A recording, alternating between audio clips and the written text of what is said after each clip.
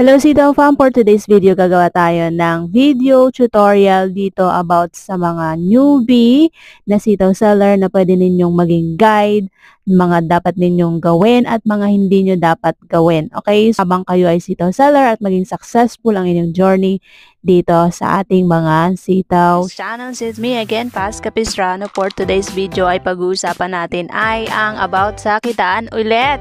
So kung bago ka lang dito sa aking channel, ayan, mag-subscribe ka na.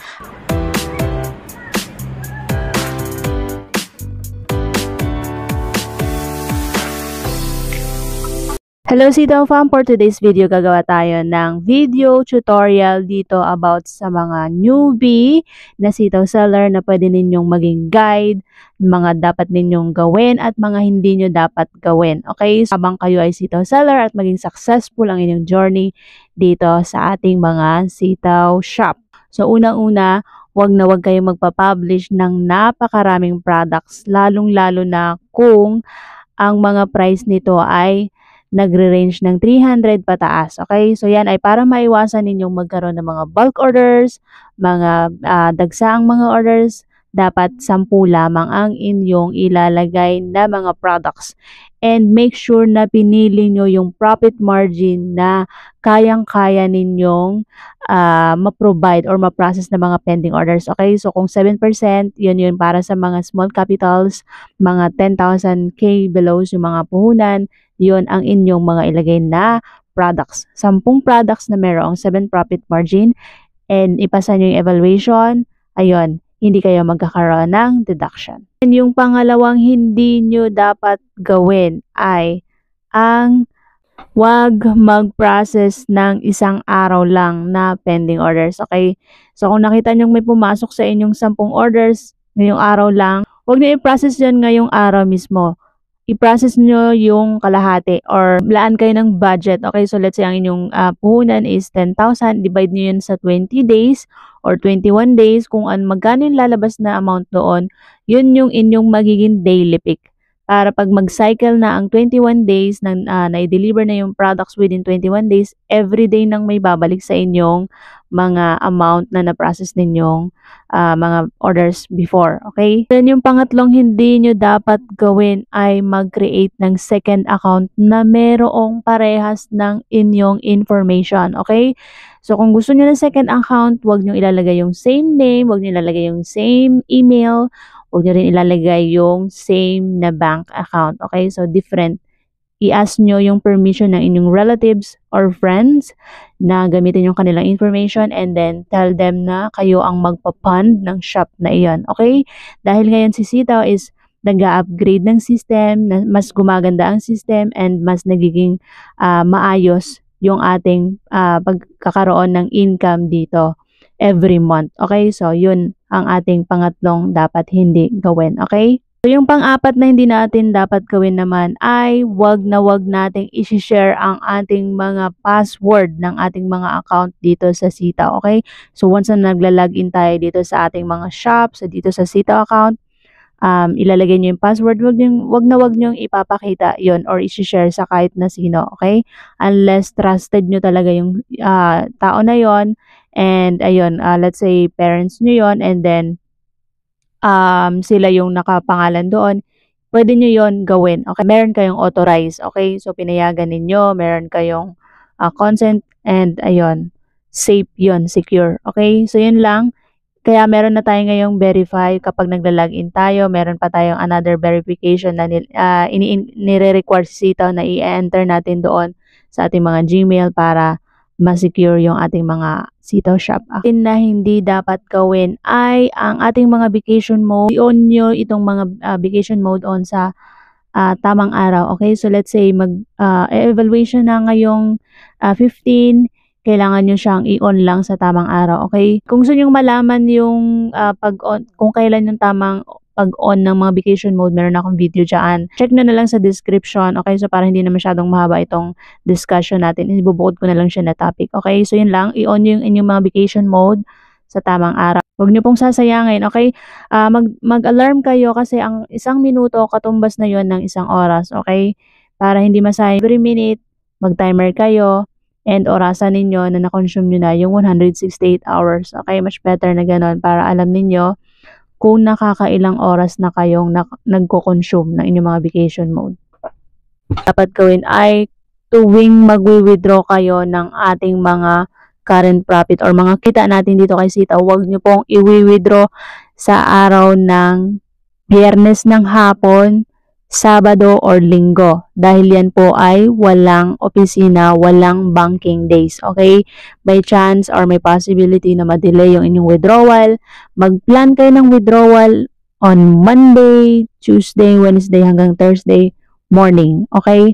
Gabi pa lang or umaga pa lang, mag-request na kayo ng withdrawal para on that day is receive nyo kaagad yung inyong mga na-withdraw. Okay? Huwag kayong on the spot mag-withdraw and then kailangan nyo yung pera. Huwag ganun kasi mas napipressure kayo and mas na-stress kayong kakaantay.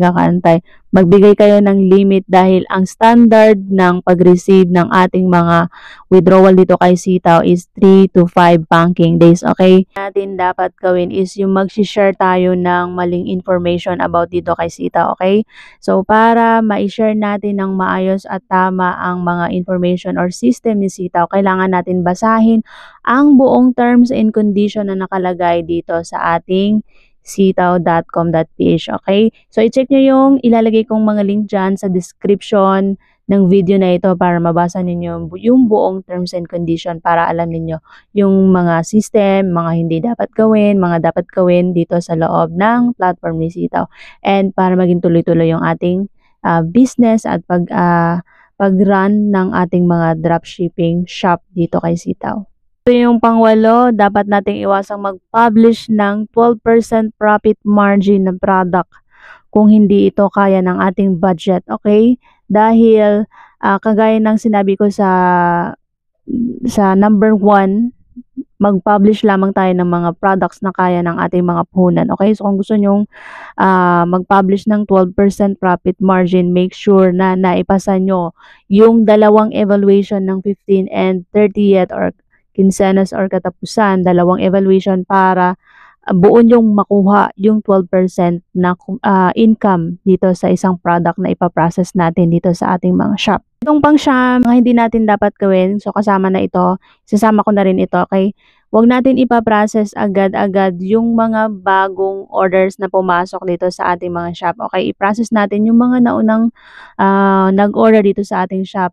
Let's say, pag open mo ng pending orders, makikita mo dun sa baba, meron kang page 1, 2, 3, 4. Unahin mo yung mga nag-order ng date ng, let's say, ang araw ngayon is May 20. Unahin mo yung mga nag-order ng May 10. Yung pending orders na yon and then ipaprocess mo siya May 20. Kailangan mo na siyang i-process ng May 20 dahil mag-o-overdue na itong pending orders na ito. Is, kung let's say, naka 55% ka na doon and then na-overdue yung pending orders na yon, mababawasan yung 55% mo na yan. Okay? So, doon tayo unang mag-process ng orders. Pero kung malaki yung amount ng pending orders na yon, okay, unahin mo yung mga maliliit na amount para marami kang ma-process na orders and tumaas yung processing rate mo. Okay? So, kung gusto mong malaman kung paano mag-compute manually na makuha yung processing rate mo, ayan, meron akong video dyan sa aking description box below. Ayan, check mo na rin dyan sa aking video dyan sa description. And then yung pang-10 na hindi natin dapat gawin ay, so ito naman yung pinakahuling hindi nyo dapat gawin. Lalong-lalo na sa mga bagong Sitaw seller, okay? Kapag meron na kayong profit dito kay Sitaw, especially sa mga small capital, okay? Huwag nyo kaagad i-withdraw itong current profit or kinita ninyo, okay? Palaguin nyo muna siya. Mag-set kayo ng month. So, let's say, within 3 months, kailangan makuha nyo yung amount na kailangan yung profit ninyo is naka 5,000k na, ay 5,000 pesos na, yun pwede nyo na siyang i-withdraw. Or in the next 6 months, gusto nyo within 6 months, meron kayong i-withdraw na 10,000 or 100,000, depende kung magkano yung gusto ninyo. Huwag nyo siyang i-withdraw kaagad dahil meron mga deduction si Sitaw dito sa, ayan, para makaiwas tayo sa mga service charge pagdating sa mga withdrawal. Let's say 1% yung withdrawal. Ayun. I-save nyo muna doon. Paikutin nyo muna siya doon para malaman ninyo yung rolling ng inyong mga puhunan dito sa ating mga shop. Okay? Kaya ako laging ina-advise sa ating mga bagong sitaw seller na huwag kayo maglalagay dito ng inyong mga emergency fund dahil kapag kinailangan nyo yung pera, hindi nyo siya mawi-withdraw agad dahil meron ngang system na inaantay tayo dito. Okay? Yun yung tinatawag natin delivery time frame ng mga na-orders ng ating mga buyers and then hintayin natin yung ma-delivered within 21 days. Okay? So, yun lang. I hope nakatulong sa inyo yung mga video ko dito sa aking YouTube. Meron din ako sa TikTok. I-follow nyo ako. Subscribe nyo lang ako dito sa aking YouTube. This is me again, Pas Capistrano. Thank you for watching.